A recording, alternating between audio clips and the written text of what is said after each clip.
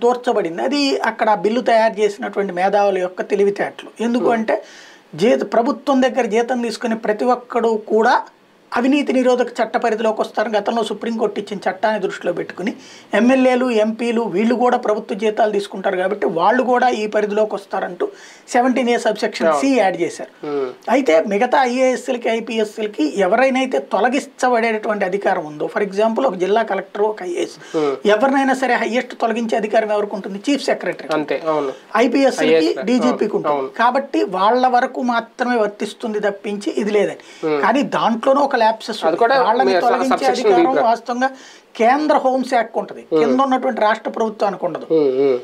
అవి కాస్త మొత్తం గందరగోళంగా ఉంది ఆ చట్టం. ఈ మొత్తం వ్యవహారం చంద్రబాబు గారి పుణ్యం అని చెప్పేసి టోటల్ గా చట్టమే రద్దు అయ్యే పరిస్థితి ఉంది ఫ్యూచర్ లో. అంటే సెక్షన్ 17A గురించి కూడా అందరికీ తెలుస్తుంది ఒక రకంగా. కానీ బాబు గారి కేసుకి దీనికి లింక్ ఉందా లేదా అనేది, ఎందుకంటే 17A ద్వారానే ఈ కేసు క్వాష్ చేయాలి అనే ఉద్దేశం, దాని మీదే వాదనలు వినిపించడం. రేపొద్దున్న 2018 ముందు కేసులు కనుక 17A వర్తించవు అంటే అప్పుడు బాబు గారి కేసు మళ్ళీ మొదటికి వస్తుందా? న్యాయమూర్తులకు ఉండేటటువంటి